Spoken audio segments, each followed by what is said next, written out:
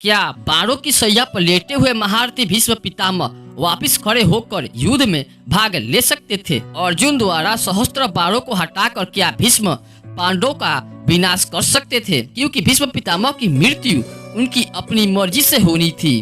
तो दोस्तों, अगर अभी तक आपने हमारे चैनल को सब्सक्राइब नहीं किया है तो अवश्य कर ले। तो चलिए करते हैं अब ज्ञान की बात। एक ऐसा वीर महारथी जिनका महाभारत में मुकाबला करना किसी भी योद्धा के बस की बात नहीं थी, सिवाय भगवान श्री कृष्ण के परशुराम शिष्य, जिसने खुद अपने गुरु परशुराम से युद्ध किया, लेकिन परशुराम भी उन्हें हरा नहीं सके।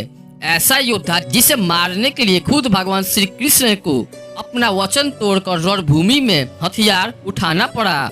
बड़े बड़े योद्धा जिनका सिर्फ नाम सुन लेने मात्र से ही थर थर कांपने लगते थे, जिनके आगे सभी योद्धाओं ने बिना युद्ध किए अपना पराजय स्वीकार किया है। जी हाँ, हम बात कर रहे हैं भीष्म पितामह की, जिन्हें उनके पिता द्वारा इच्छा मृत्यु का वरदान प्राप्त हुआ था। लेकिन अब सवाल ये उठता है कि जिन्हें खुद इच्छा मृत्यु का वरदान प्राप्त हो, आखिर वो योद्धा महाभारत के युद्ध के बाद क्यों मृत्यु लोक को प्राप्त हुआ?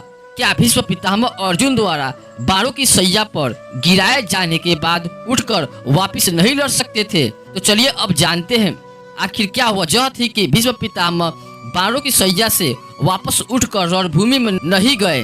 आप सब ने महाभारत तो देखी ही होगी, इसीलिए आपको महाभारत दोबारा सुनाकर हम बोर करना नहीं चाहते हैं।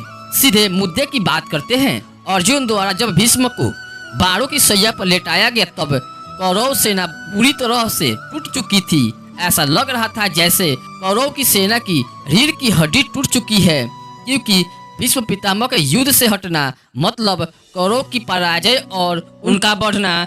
वेद व्यास जी की महाभारत में लिखा, अर्जुन ने श्वेत वस्त्र पहने भीष्म को अपने सहस्त्र यानी कि हजारों बैरी बाणों से भीन डाला। भीष्म का गिरने का वर्णन करते हुए वेद व्यास जी लिखते हैं, उनके शरीर में इतने बार लगे थे कि 2 उंगली रखने की भी जगह नहीं था। एक वृद्ध व्यक्ति जिसके जीवन का एक ही उद्देश्य था, कुरुवंश को समृद्ध होते हुए देखना। वो जानते थे कि कौरव पक्ष अधर्मी है, जहाँ खुद भगवान श्री कृष्ण है वो धर्म का साथ दे रहे हैं और पांडव पक्ष धर्म का साथ दे रहा है। तो क्या भीष्म पितामह बाणों की सैया से उठकर वापस युद्ध कर सकते थे? तो दोस्तों, इसका जवाब है हाँ। वो इतने शक्तिशाली थे कि बड़े से बड़े बाण भी उनका कुछ नहीं बिगाड़ सकते थे।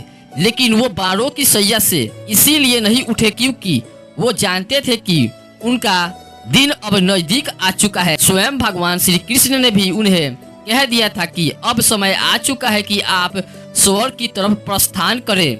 वहीं दुर्योधन सभा में द्रौपदी के वस्त्र हरण के समय उनका मौन रहना उनका सबसे बड़ा पाप था। जब वो द्रौपदी का चिरहरण हो रहा था, उस समय कुछ नहीं बोले। तब भगवान श्री कृष्ण ने स्वयं उनसे कहा था कि आपकी सबसे बड़ी पाप है जब द्रौपदी का वस्त्र हरण हो रहा था, उस समय आपका मौन रहना। ऐसे में उन्हें एक सुनहरा मौका मिला था कि वो बाणों की सैया पर लेटे हुए युद्ध से बाहर रहे। तभी तो उन्होंने उसी दिन नहीं बल्कि महाभारत खत्म होने के 58 दिनों के बाद सूर्य के उत्तरायण होने पर अपने शरीर को त्याग कर स्वर्ग की तरफ प्रस्थान किया था। लेकिन वो इतने बलशाली थे कि वो युद्ध में दोबारा भाग ले सकते थे, लेकिन उन्होंने लिया नहीं। जब भीष्म पितामह ने अपने शरीर का त्यागने का निर्णय लिया, श्री कृष्ण की कृपा से उनके शरीर में असंख्य बाण स्वयं एक एक कर निकलने लगे। भीष्म पितामह इतने बड़े महारथी थे कि वो फिर से महाभारत के युद्ध में भाग ले सकते थे, लेकिन उन्होंने धर्म का स्थापना और पांडवों का साथ देने के लिए बाणों की सैया से ना उठने का फैसला लिया और महाभारत के सबसे वृद्ध योद्धा होने का फर्ज भी निभाया। दोस्तों, आपका क्या विचार है? कमेंट बॉक्स में हमें जरूर बताएं। क्या भीष्म पितामह को बाणों की सैया से उठकर पांडवों से युद्ध करना चाहिए था या नहीं? वीडियो आपको अच्छी लगी हो तो वीडियो को लाइक करें एंड चैनल को सब्सक्राइब करें, ताकि आपको ऐसा वीडियो हमेशा मिलता ही रहेगा। धन्यवाद।